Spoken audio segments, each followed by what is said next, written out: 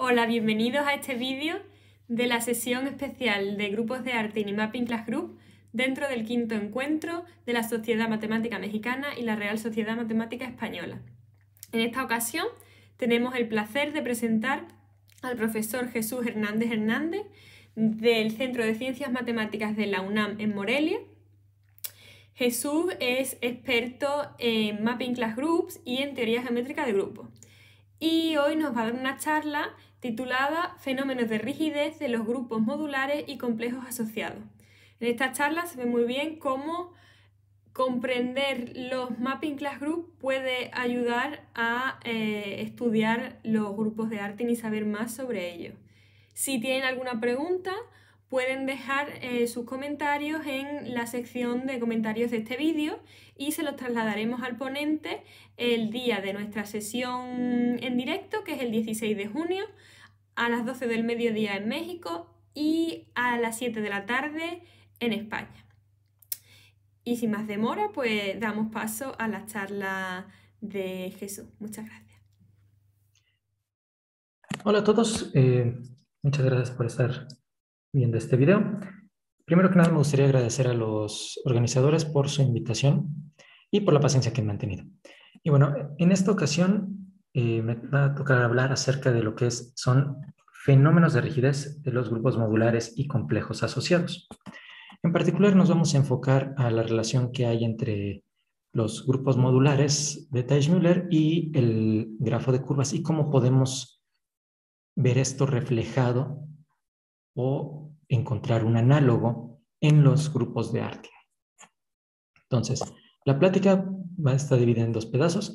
El primero de ellos es dar los resultados básicos y ya que tienen unos cuantos años acerca de la rigidez en grupos modulares y grafos de curvas. Y la segunda parte trata acerca de, como les mencioné, la parte de grupos de trenzas, en particular para que nos sirva como un ejemplo concreto. Y de ahí nos movemos un poco rápidamente a los grupos de arte en TITS. Ahora, para dar un poco de contexto y notación, en esta presentación, a menos que se diga lo contrario, ese va a ser una superficie cerrada de género al menos 3. Y vamos a denotar por mod más menos al grupo modular de Teichmüller extendido. Este se define como los homeomorfismos, todos los homeomorfismos de la superficie, módulo isotopía. Y bueno, una curva es un encaje topológico del círculo unitario, de la circunferencia unitaria, a la superficie. Y vamos a decir que en este contexto, una curva es esencial si no es homotópica a un punto. Y finalmente tenemos el grafo de curvas, el cual es un grafo simplicial, cuyos vértices son las clases de isotopía de curvas esenciales, mientras que las aristas están dadas por representantes disjuntos.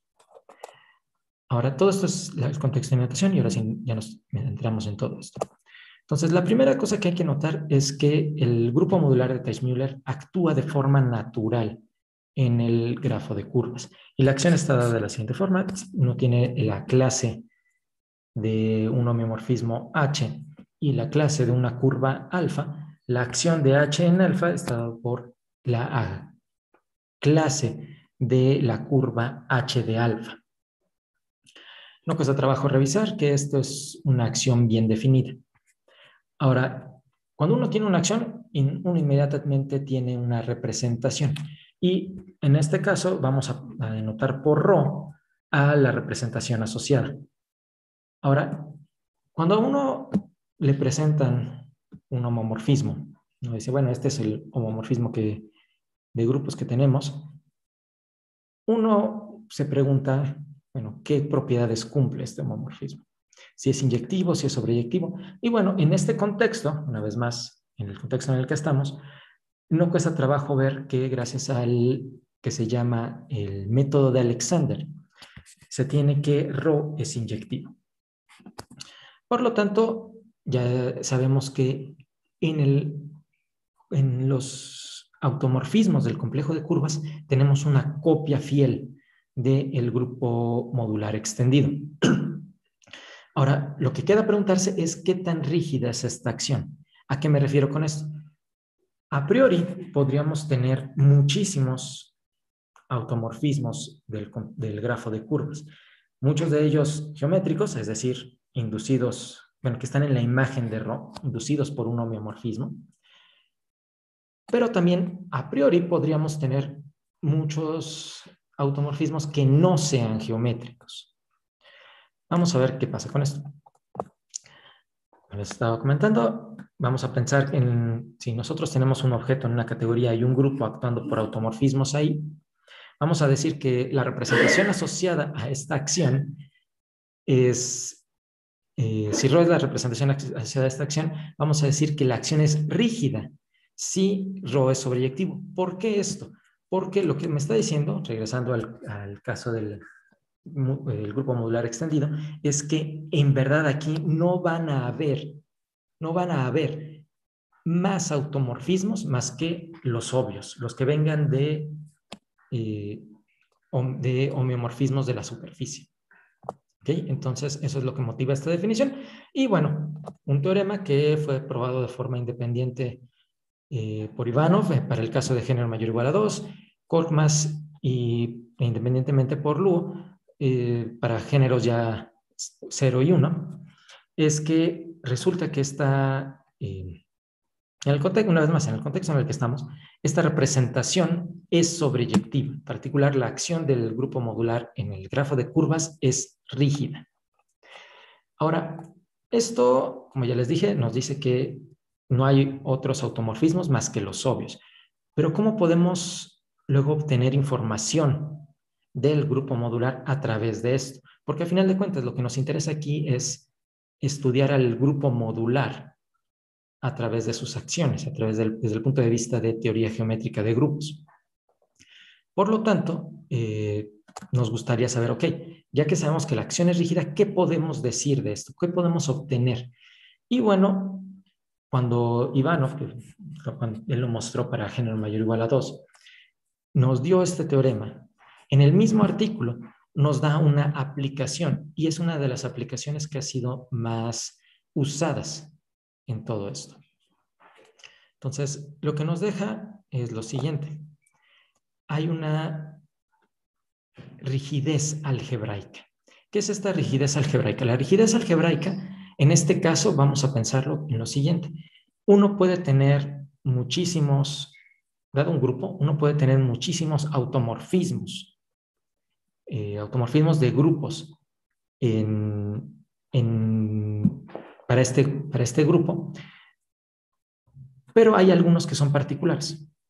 Estos particulares son la conjugación, las conjugaciones por elementos de mi grupo. Estas funciones siempre son automorfismos. Hay veces en las que, dependiendo del grupo, estos automorfismos pueden ser triviales o no, pero siempre están ahí. Entonces, uno puede preguntarse, bueno, de la misma forma en que nos preguntamos para la rigidez de la acción, no se puede preguntar si hay otros automorfismos además de los obvios. Y eso nos lleva a conceptos de rigidez algebraica. En este caso, Ivanov lo que nos muestra es algo un poco más fuerte, de hecho. Nos dice, si tenemos dos subgrupos de índice finito del grupo modular extendido y un isomorfismo entre ellos, entonces existe un elemento del grupo modular extendido tal que mi isomorfismo es en realidad una restricción de la conjugación por este homeomorfismo H. ¿Ok? Y bueno, la forma en la que se demuestra esto es bastante sencilla, es utilizando en primera este teorema y en segunda propiedades de los giros de Den. Rápidamente, ¿qué es un giro de Den? Bueno, pues si yo tengo una curva esencial en mi superficie, lo que puedo hacer es cortar la superficie a lo largo de esta curva, girar uno de los pedazos 360 grados, perdón, y luego volver a pegar. Y en realidad no giro toda la pieza, nada más giro un anillo que corresponda a el pedazo que cortamos. Entonces, en realidad esto es los giros de Eden son homeomorfismos cuyo soporte, es decir, los pedazos en donde no son la identidad, son anillos a lo largo de nuestra curva. Y estos son homeomorfismos bastante conocidos en el contexto de los grupos modulares porque en primera nos sirven para dar un conjunto generador y en segunda cumplen un montón de propiedades que son bastante bonitas y son bastante fáciles de ver. Entonces, ¿cómo se demuestra este teorema de Ivanov?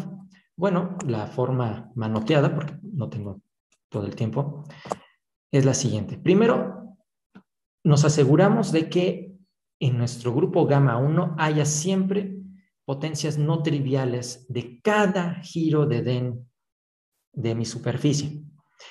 ¿Cómo hacemos esto? Bueno, esto sale rápidamente del hecho de que gamma 1 es de índice finito y los giros de Den son elementos de orden infinito en nuestro grupo. Luego, lo que hacemos es revisar que las potencias, estas potencias no triviales de los giros de Den, vayan bajo nuestro isomorfismo a potencias no triviales de giros de Den. ¿Ok?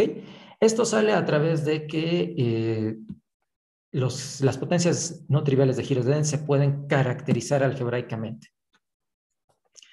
Y en realidad lo único que nos interesa es que haya una potencia no trivial que cumpla esto para cada giro de Den. Luego, después de esto, el paso 3 es ver que a partir de F podemos inducir un morfismo de grafos del grafo de curvas. Esto sale del punto anterior. ¿Por qué? Porque si sabemos que hay potencias, hay una potencia del giro de Den a lo largo de alfa y esta bajo F va a una potencia de giro de Den no trivial a lo largo de beta, entonces simplemente defino phi como alfa va a beta. Y así para cada una de las curvas. Luego, por propiedades del giro de Den, en particular el hecho de que potencias no triviales de giros de Den conmutan sí, solo sí, las curvas correspondientes son disjuntas, resulta que phi es un automorfismo. Bueno, eso y el hecho de que F es un isomorfismo. Luego, ya que ya tenemos nuestro automorfismo phi, sabemos que por el teorema anterior existe un H que lo induce.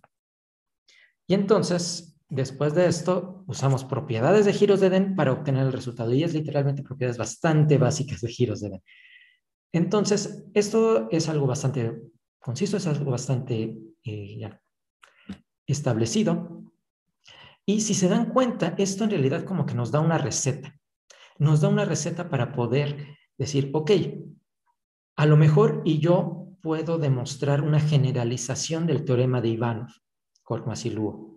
A lo mejor puedo decir, bueno, si yo tengo un morfismo de grafos que cumple ciertas propiedades, entonces está siempre inducido por un homeomorfismo.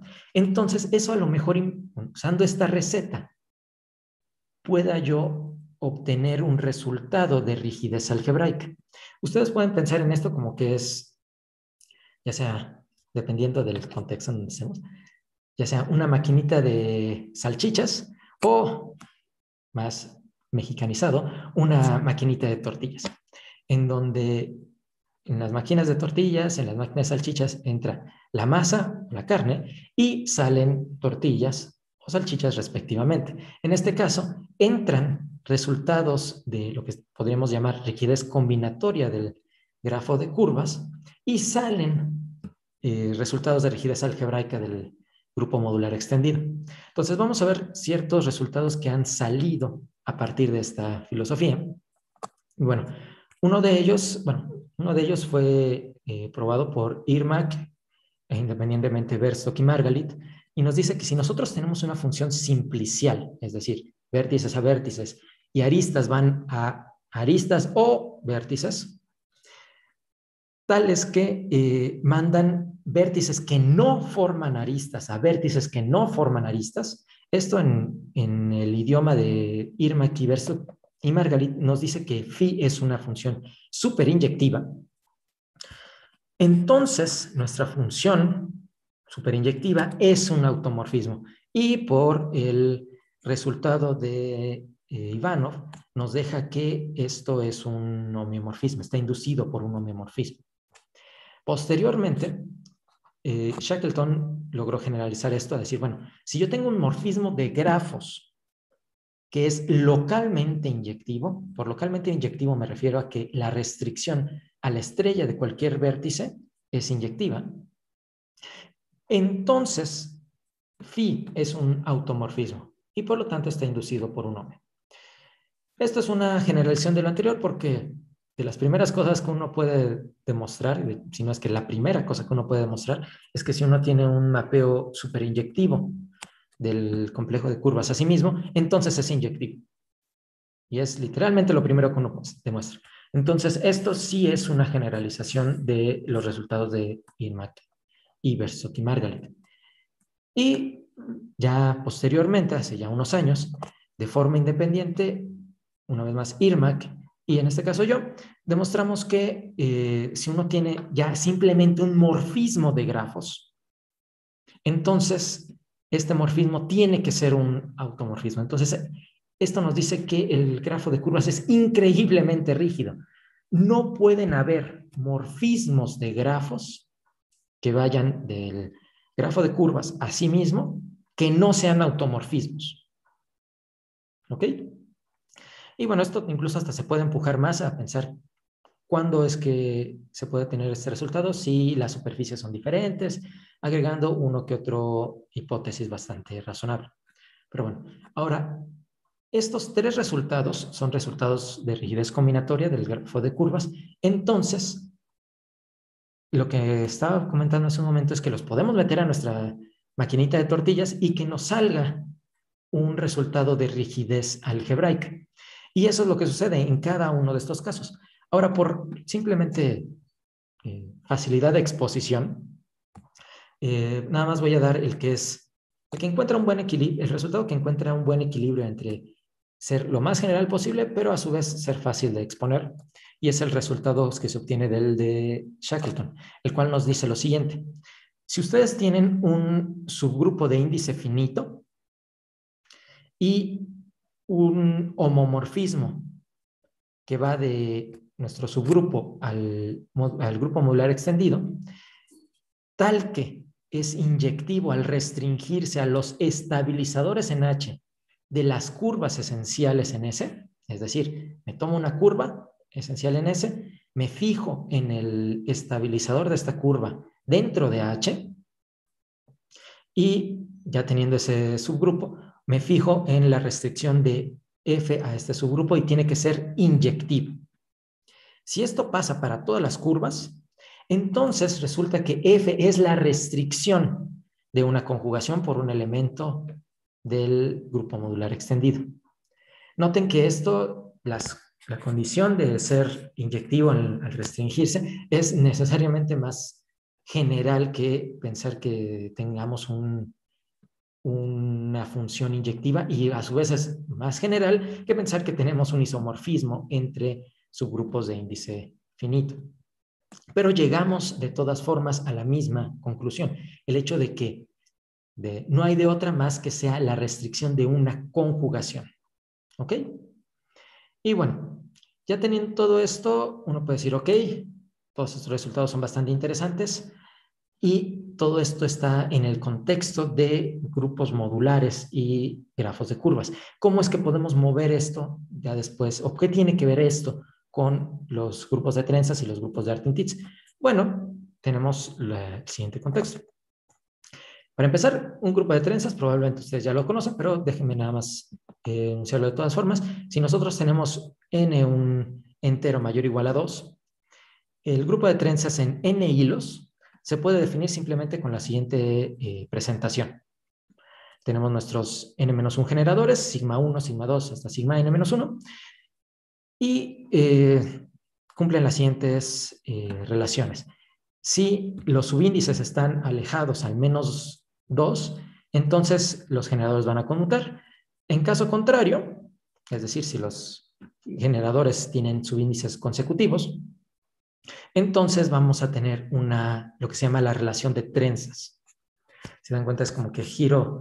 Cada uno de estos generadores, por cierto, es agarrar los primeros en este caso, el primero y el segundo, y cruzarlos. ¿Ok? Y bueno, aquí lo que nos diría es que cruzamos primero estos, cruzamos los segundos, luego cruzamos los primeros otra vez y nos queda una trenza. Y cualquier persona que tenga cabello largo les puede decir que eso es lo mismo que, y quizá ya lo haya trenzado en algún momento, nos va a decir que es lo mismo que trenzar los segundos, luego los primeros y luego los segundos. ¿Ok? Entonces, este es el que se conoce como el grupo de trenzas. Ahora, a este grupo de trenzas se les puede asociar ciertos objetos y en particular ciertos subgrupos. Si nosotros tenemos un subintervalo entero no vacío del conjunto de enteros del 1 a n-1, el subgrupo parabólico estándar del grupo de trenzas Bn asociado a este subintervalo es el que está generado por el conjunto de los generadores cuyos índices están dentro del intervalo. ¿Ok? Entonces, por ejemplo, si me regreso aquí, si n fuese igual a 5, entonces tendríamos sigma 1, sigma 2, sigma 3, sigma 4, como los generadores clásicos del grupo de trenzas. Y entonces, si mi intervalo no vacío es el 2,3, entonces el subgrupo parabólico estándar asociado a este intervalo sería el generado por sigma 2 y sigma 3. Ahora, eso es para los subgrupos parabólicos estándar. Si yo tengo luego un subgrupo en el grupo de trenzas, este va a ser parabólico, así parabólico a secas, si existe un subintervalo entero no vacío, tal que H es conjugado al subgrupo parabólico estándar asociado a mi intervalo. ¿Ok? Entonces pueden pensarlo simplemente como que vamos a tener nuestros subgrupos parabólicos estándar y luego nos fijamos en cómo se ven las órbitas de todos ellos bajo la acción del grupo de trenzas actuando en sí mismo por conjugación. Y eso nos daría todos los subgrupos parabólicos. Ahora, ya que ya tenemos los subgrupos parabólicos, ¿qué vamos a hacer con ellos? Bueno, pues les vamos a construir un grafo. Este es el que se conoce como el grafo de subgrupos parabólicos y en esta plática lo vamos a denotar como P de Bn, P de parabólico, y se define de la forma siguiente. Los vértices van a ser los subgrupos parabólicos del grupo de trenzas. Y dos subgrupos parabólicos, G y H, van a formar una arista si se cumple alguna de las dos siguientes condiciones. O bien, uno está metido en otro, es decir, H está metido en G o G está metido en H, o se cumple que tienen intersección trivial, la intersección de entre ellos es únicamente el elemento trivial, y además de esto, los elementos de G y H conmutan entre sí. ¿Ok? Entonces, así es como defino yo el grafo de subgrupos parabólicos. Y uno puede decir, ok, ahora, ¿qué pasa con todo esto? ¿Por qué me estás presentando todo esto? Bueno, por lo siguiente. Al inicio de la plática nos concentramos en qué pasaba cuando las superficies eran cerradas de genoma igual a 3, pero uno puede pensar, ok, ¿qué pasa si hay frontera? ¿Qué pasa si hay ponchaduras? ¿Qué pasa si mi superficie no es compacta con frontera vacía? ¿No? Bueno, entonces nada más modificamos un poquito todas las definiciones y decimos, bueno, ohmio más de S, frontera de S, va a ser el grupo de todos los homeomorfismos que preservan orientación,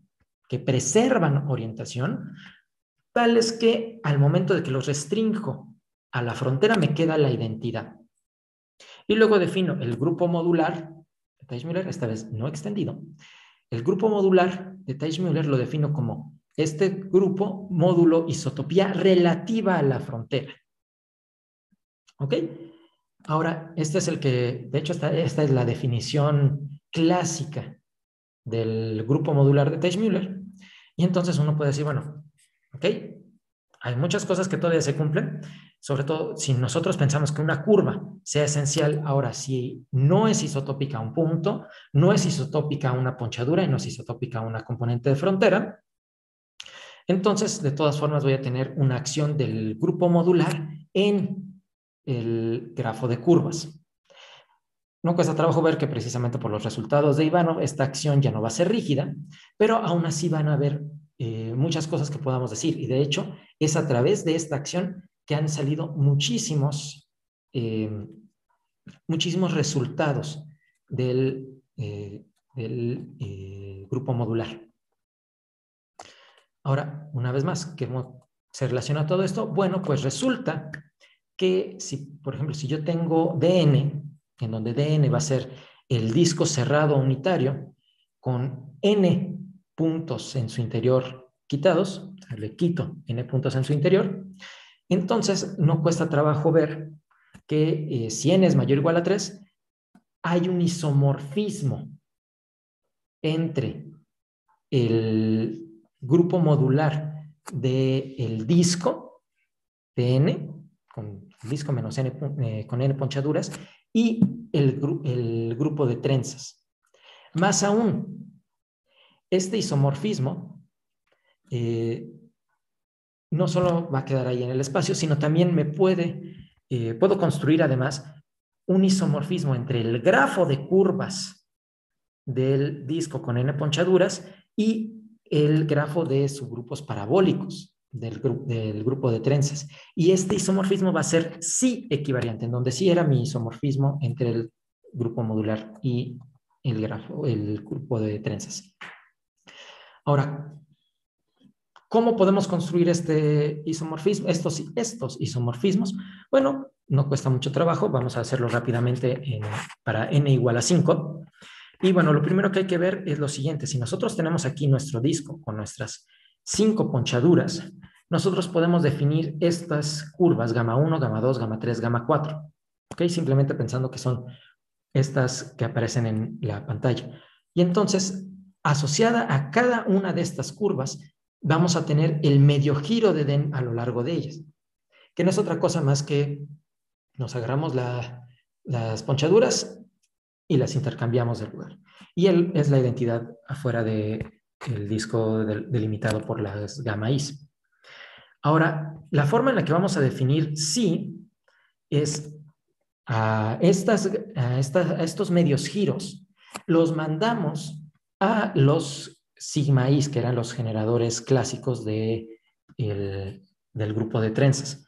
Y bueno, esto podemos ver que eso nos mandaría también el giro de Den a lo largo de la frontera al generador del centro del grupo de trenzas. Con esto podemos inducir ya un isomorfismo.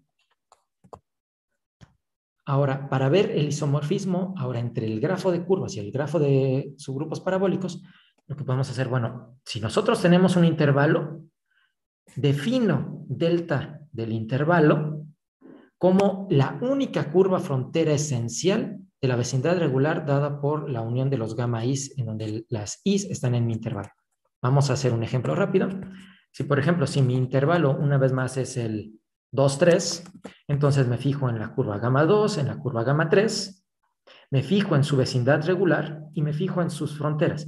En este caso me dejaría una frontera que es isotópica a una ponchadura, otra que sería isotópica a una ponchadura, otra más que sería isotópica a una ponchadura, ninguna de estas va a ser esencial, y una única que no sería, que más bien que sería esencial, perdón.